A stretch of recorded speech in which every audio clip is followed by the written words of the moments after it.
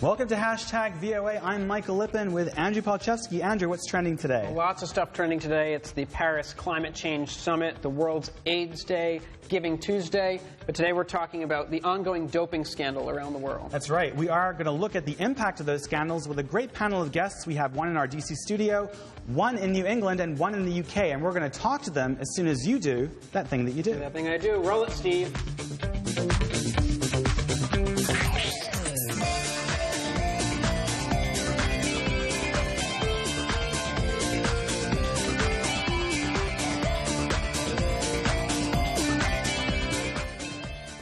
Welcome to Hashtag VOA. I'm Michael Lippin. Russia and Kenya are feeling the pressure as their athletes are being investigated on doping charges. Russia's sports minister met the World Anti-Doping Agency chief last Friday and promised anti-doping reforms. 3 of Kenya's top athletics officials also just received suspensions from the International Association of Athletics Federations. Here's a look at how Kenya and Russia got to this point. Former head of the World Anti-Doping Agency, Dick Pound, turned the eyes of the sporting world toward Russia last month, releasing a report accusing Moscow of running a state-sponsored doping program. The global anti-doping body, known as WADA, responded to Pound's report by suspending the accreditation of Russia's own anti-doping agency. The International Association of Athletics Federations also took Pound's advice and suspended the Russian Athletics Federation, barring Russian athletes from international competition. It was a move that puts Russia's whole athletics team in jeopardy of missing next year's Olympic Games in Rio, a risk that Pound said the Russians need to take seriously. Say this, if they want to be there for Rio, they got to really act. They got to bite the bullet and they got to go full speed ahead in order to get all this done in time for Rio. Russian President Vladimir Putin has already taken steps to comply, ordering Russian officials to cooperate with international sports bodies. And that means working with a team of IAAF experts whose mission is to verify that Russia's Athletics Federation takes the necessary anti-doping steps to end its international suspension. Kenya also has been under suspicion for doping since August, when European media published IAAF data of suspicious blood samples from medal-winning athletes, many of them Kenyans. Pound has been working on a separate investigation into that scandal, and he says the evidence of Kenyan doping is overwhelming. I mean, now they have to do something about it because, you know, the risk is that the country will be declared non-compliant. And you won't have any more Kenyans in the Olympics or in the marathons and so forth. That's a big deal for them. Kenyan athletes, fearful of missing out on those events, have been turning their anger toward Kenya's Athletics Federation. Dozens of them protested at the federation's headquarters in Nairobi last week, demanding the resignation of top officials they accuse of corruption. Those officials later suspended 7 more athletes for doping offenses, bringing the total number of suspended Kenyan athletes to 40 over the past 3 years. The IAAF also is facing scrutiny for not doing more to crack down on doping by Russian, Kenyan, and other athletes. French prosecutors have charged the body's previous president, Lamine Diack, with accepting bribes to cover up Russian doping cases. More accusations of IAAF corruption could be revealed in January, when Pound plans to release the next part of his findings. Cleaning up the organization is now the top priority for Diak's successor as IAAF chief, Sebastian Coe, who took over the post earlier this year. I am entirely focused on the changes that need to be made. We have conceded, and I openly concede, that we need to learn some very, very tough lessons. This is a wake-up call for all of us. We need to look at ourselves within our sport, my organisation as well, and we will do that. Thank you very much indeed. Now let's turn to our Andrew Palczewski, who is following this issue on social media. Andrew, what do you have today? Well, of all the people weighing in on this doping scandal, Michael, one group is perhaps affected more than any other: athletes. And many of them are taking to social media to speak out, using hashtag #CleanSport and hashtag #CleanAthletics to call for more testing and increased efforts to enforce the ban on performance-enhancing drugs. One of the loudest advocates has been Paula Radcliffe, the world record holder in the women's marathon. Radcliffe was herself accused of doping, but was ultimately cleared of the charges just last week. She sees the battle against doping as not just a fight for fairness, but a fight for the integrity and future of athletic competition. For Alicia Montano, a U.S. runner, the issue hits especially close to home. She placed 5th in the 800-meter race at the 2012 Olympic Games, but 2 of the athletes that placed ahead of her, both of them Russian, were found to be doping, meaning she could retroactively receive the bronze medal if they're disqualified. She implores track and field fans and officials to discuss doping and change the culture of cheating. The advocacy isn't just confined to running. Josh Salmon is a fighter in the UFC, the Mixed Martial Arts League here in the U.S. He tweets out this email he received from the U.S. Anti-Doping Agency, showing that he's free from any illegal performance-enhancing substances, and he thanks them for working to keep his sport clean. In our next segment, we'll look at how the scandal that started in Russia has now gone global. Michael? Thanks so much, Andrew. So I'd like to bring in our panelists for this program, and we're going to have a deeper dive into the issue. Joining us today in the D.C. studio, we have David Larkin. He is an international sport lawyer. Thanks for being here. Thanks for having me. We also have, via Skype from Portland, Maine, Scott Douglas. He is a senior content editor at Runner's World. Hi, Scott. And we also have, on Skype from Birmingham, England, Ellis Cashmore. He is a sociology professor at Aston University. Hi, Ellis. Well, thanks, everyone. I wanted to start with Dave here in the studio, and I wanted to find out from you what chance Russia has of cleaning up its act in order to get its athletes into the Olympics in Rio next year. Well, I think the allegations at this point are very, very serious, as leveled by Dick Pound and the Commission. And so I think you've got, what's interesting to watch is the movement where they first said that Russia should be banned, and now they seem to be backing off that charge. And so the question is what's Russia going to do, and what is IAAF going to hold Russia and the Russian athletics accountable for? Well, what do you think the IAAF will do with Russia? I think it's uncertain at this point. I think it could go either way, and I think we're seeing some political pressure applied out of Russia, but the allegations go to the very top in Russia. And so, I mean, you're talking about some of the very people who are charged with cleaning things up are also the people who have some real questions to answer. And so I think it's really uncertain at this point. Well, I'd like to turn now to Scott Douglas in Maine. I'd like to get a sense from you about what the World Anti-Doping Agency and the IAAF are actually asking Russia to do here. So the IAAF has establishing a committee to detail the steps that Russia would need to do to show that it can be in compliance with the World Anti-Doping Agency code. The challenge will be that they will have to pretty much start from scratch, given the allegations that were in the WADA report last month. So the exact steps have not been specified yet. They are expected to be announced in late March, which really starts getting towards pretty close to then how would they meet all those steps in order to compete in the Olympics in August. Well, what do you think are the chances that Russia will meet those obligations?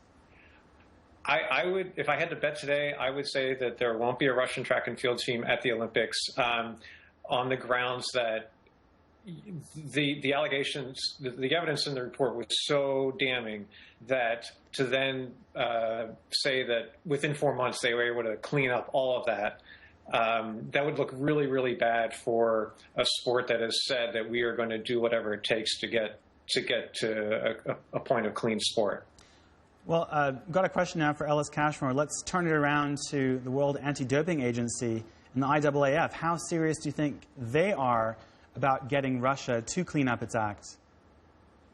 Well, I think that they've got to, for the sake of show, signal that they are entirely serious about this. But I'm not sure I go along with Scott and I predict that they would exclude Russia from the Rio Olympics. I think that would be a draconian step and probably a step too far. Consider this. If they kick out Russia, saying, clean up your act, we've given you enough warnings, and we have a damning report, and you haven't got time to turn it around, so you are out of the Olympics and probably the next World Championships the following year.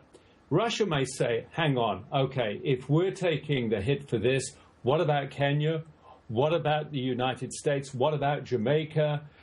And really, we have a domino effect. Now, what happens in that situation is that the sponsors of track and field begin to get worried about this and say, hang on, what good is an Olympics for us, for marketing purposes, if we don't have the powers where our markets lie being displayed on the screen every day for 3 weeks? So I think then the masters, and let's not kid ourselves, the real masters of track and field at the moment are the sponsors, the likes of Canon and Seiko and Toyota. And these are where the millions are coming from. And I think that they're calling the shots. So I think they will say, go a little bit easy on Russia, give them a slap on the wrist and allow them to come back. And maybe over the next couple of years, people will forget about all this. Well, Dave Larkin here in the studio, Ellis did bring up Kenya. Right. And Kenya seems to be the one African nation most under fire for doping. Why do you think Kenya is having such problems at the moment? Well, I think, you look at the track record in the last 3 years. I think we're now up to, 40 athletes that have allegations of doping leveled against them and or bans. And so it's really been a hot spot. And with the latest allegations against the senior leadership, I mean, we had the athletes storm the federation this past week. Something's seriously wrong in Kenya. It's been known for a while, and it's finally come to the forefront. Right, and we're going to look at how sponsors are reacting to this situation when we come back, but we've got to take a short break. Stay with #VOA.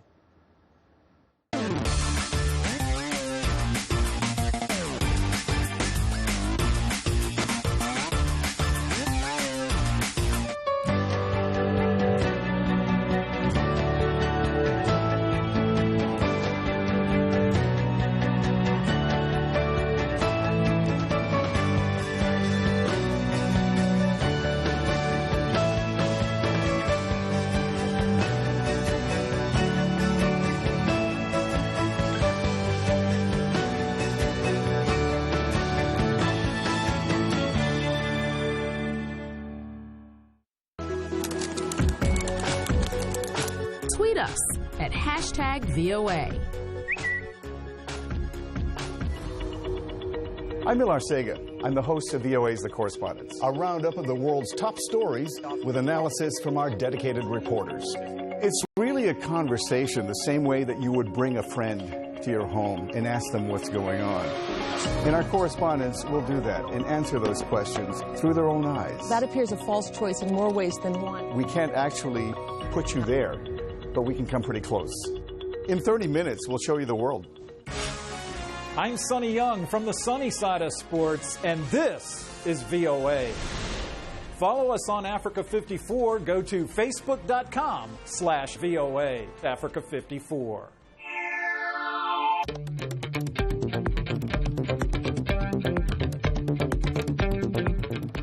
Welcome back to #VOA. I'm Michael Lippin. Well, Andrew Palchevsky is back with us for more reaction to these scandals on social media. Andrew.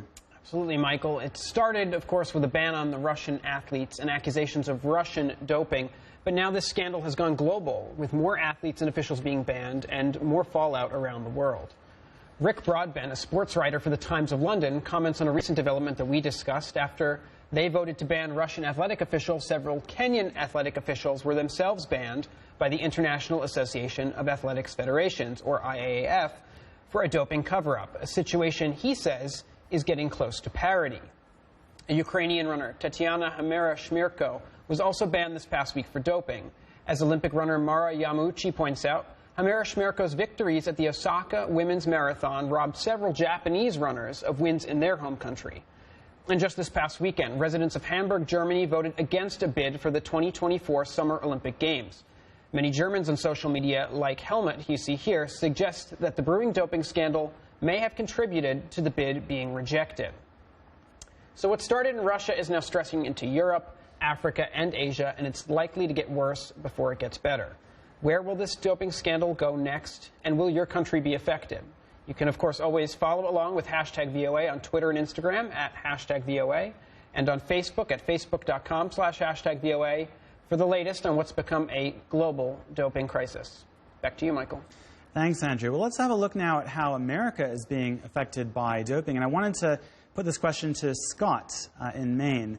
America doesn't seem to have as big a problem with doping as Russia and Kenya. So I'm wondering why that is.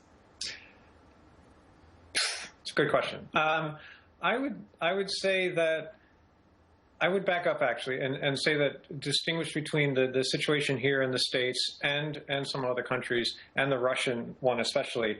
And the Russian one is systematic. It works its way through the whole system. Our system here in the U.S. is very much more loosey-goosey. You sort of come up on your own as a runner, and then if you get good enough, then you are the sort of person who's on a national team. Whereas in some countries, including Russia, it's much more, the state is much more involved. And so from a young age, people are sort of watched to see if they should be part of the national team. And so in that situation, if you have systemic doping, as the evidence indicates there is, then it's much more likely that everybody's going to get caught up in doping. Whereas here, as with your own rise to the top, the decision to dope is a much more individual matter. Andrew, you wanted to follow up with Scott here. Yeah, I wanted to follow up, Scott, because I know that you mentioned that there's the difference between the U.S. and other countries, but it seems like on social media, everybody's kind of lumping running together and saying running is corrupt, everyone in running is doping, kind of using running as a collective term. How do U.S. athletes kind of break out of that mold? How do they make that distinction between their program, what they're doing, and what other countries are doing? That is one of the great problems with doping, in that it makes everybody's performances questionable. And as an individual athlete, I think the best that people can do is to be absolutely upfront about show when you've been tested, show your testing record, answer any questions about anything that might have the slightest hint of potential performance enhancing sort of nefariousness. Unfortunately, that couldn't be construed as a slight invasion of your privacy, but unfortunately, in the environment that we're in, I think that is a necessity for an athlete who wants to have the reputation of a clean athlete. And we saw that UFC fighter earlier tweeting out his results, so that might actually be something that other athletes start doing, and that becomes a social media trend maybe. Yeah, if you look on the United States Anti-Doping Agency Twitter feed, they are constantly retweeting sort of a Twitter meme. Athletes are always saying, "Thanks USA Today for waking me up at 6 a.m. today for my urine test. I'm happy to participate in clean sport." Well, that's an early wake-up call. I have a question for Ellis here. We heard from Andrew actually about how some Germans are being turned off the Olympic brand because of these scandals. I wanted to get a sense from you about how the scandals are affecting the Olympics that are coming right up in Rio next year. Well, first of all, I don't think the Germans were put off by the doping scandal. I just think they're put off by how expensive it is to stage the Olympic Games, and how the local taxpayers, are going to have to fund it. So I think that's really the scare factor that's putting the Germans off.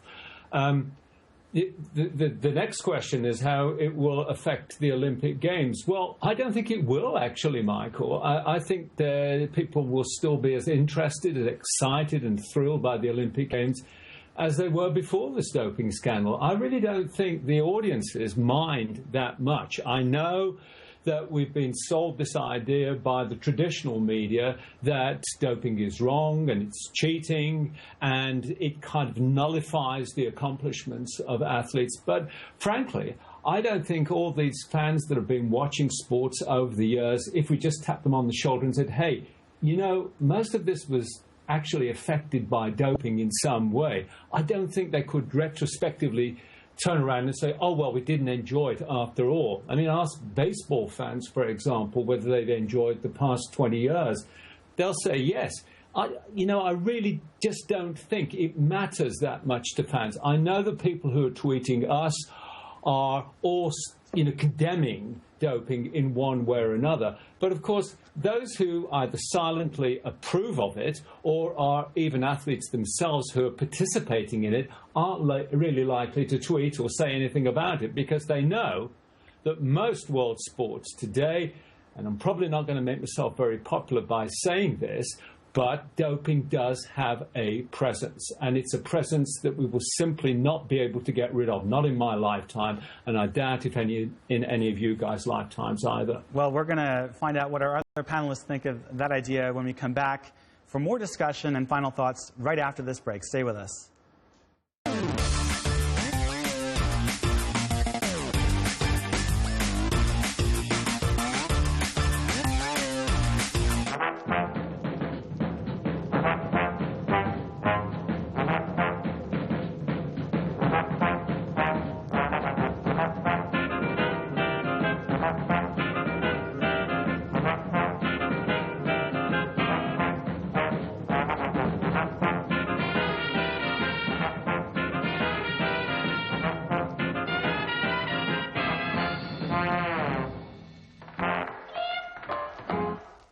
I'm Jim Malone, and I work the political beat.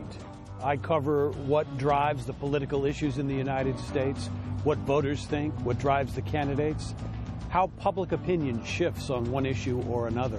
It keeps you in touch with the American people and where they want the country to go. It's a great way to get a window on what's happening in the United States. I'm Jim Malone, and my beat is U.S. politics. Like us on Facebook at #VOA.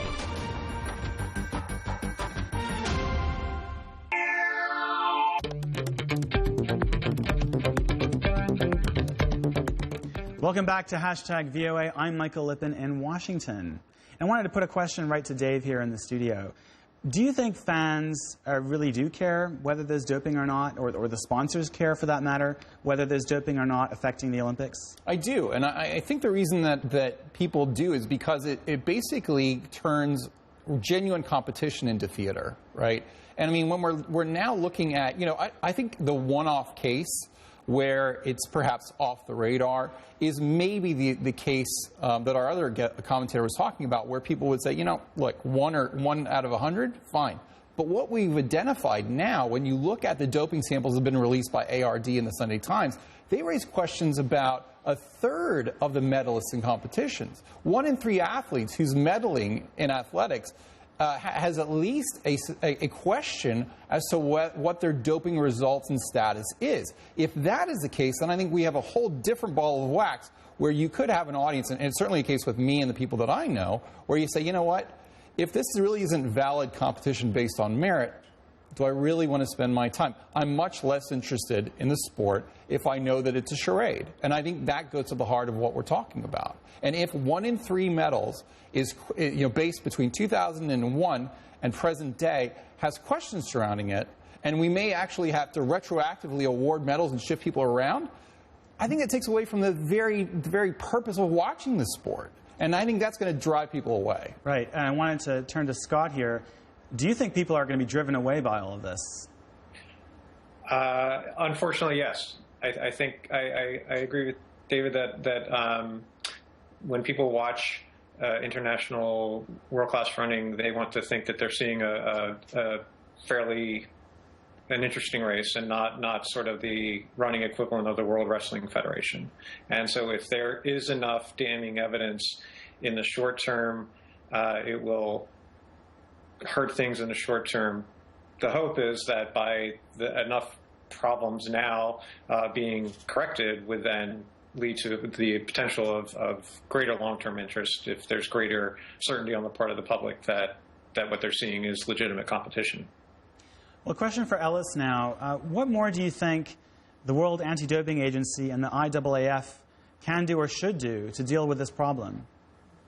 Well, both the World Anti-Doping Agency and the IAAF and any other testing authority in the world have shown themselves utterly incompetent because they simply are always going to be behind the curve.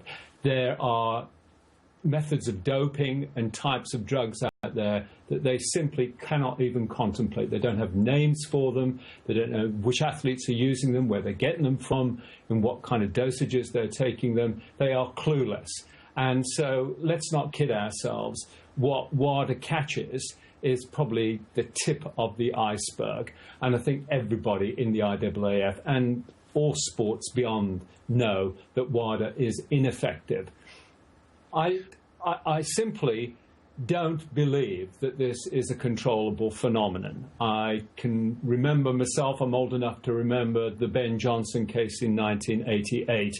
and there was a declaration of war on doping immediately after that. Here we are in the third decade after that, and the problem, so to speak, is more pronounced and widespread today than it was back in the 1980s. Athletes have made their intentions signally clear to everybody. They will keep taking dope, no matter what, and they will endeavour and succeed at staying ahead of the curve. I think that the only rational solution to this problem is simply to make it disappear. And the way we do that is say to athletes, we will allow you to use dope. In other words, as it was before the 1970s. And don't forget, doping was perfectly legal before the 1970s.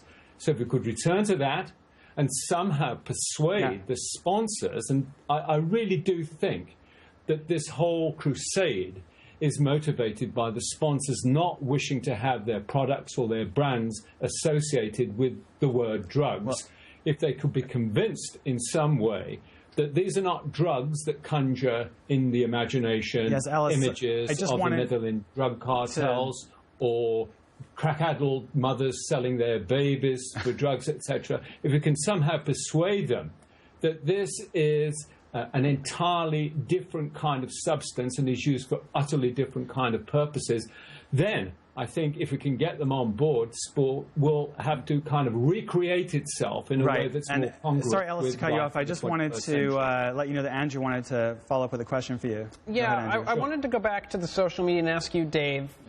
We see a lot of these athletes calling for crackdowns or publishing their test results saying we're clean. We see a lot of fans doing a lot of complaining on social media, but there's not maybe a lot that fans can do action-wise, or is there on social media? What's the thing that they can do? I mean, they obviously can't post their test results or things as athletes can, but how can they use social media to take action and kind of change what's going on? Well, I think a great Sorry, that was a question for Dave. Sorry. Well, I think a great thing that fans can do is use social media to educate, right? For example, there are some athletes who are maligned as dopers who in actual fact use Adderall, which is an attention deficit disorder, right? Or cold medications, things like that. Right, and so, and their second violation, right? They're now labeled for eternity this huge doper, when in fact, attention deficit disorder medication is given away like candy in this country to kids across the board, and yet, in many instances, you're now labeled a doper. So we need to educate people about what this world exists. We need to educate people about what WADA is, what doping is, what are the parameters for this culture so that we can create a clean sport. People who educate their ecosystem of followers on social media have a very powerful knock-on effect, because what happens, as we all know, from the Arab Spring to everything else, social media is a great education tool, and that's what people can do. And I just wanted to bring in Scott for one last question, just briefly if you can. What would you like to see people do regarding doping going forward? I would, in addition to what David just said, I would say keep the faith, and perhaps I appreciate Ellis's perspective. I thought I was the most cynical person in the world, but I guess I'm not. I would say that to not give up the hope for cleaner competition. There are many things that we as a society have made large-scale efforts to improve, poverty, racism, etc. Yes, but we don't. Thanks, Scott. We have to unfortunately leave it there, but we could go on for a while, I think. Great conversation today. Thanks all of you, to all of our guests, David Larkin here in the studio, Scott Douglas with Runner's World in Maine, and Ellis Cashmore in Birmingham. Thanks to all of you. Thanks to Andrew. And on behalf of everyone in this team, we would like you to visit our website, voanews.com/#VOA. You can also tweet us at #VOA. I'm Michael Lippin in Washington. We'll see you next time.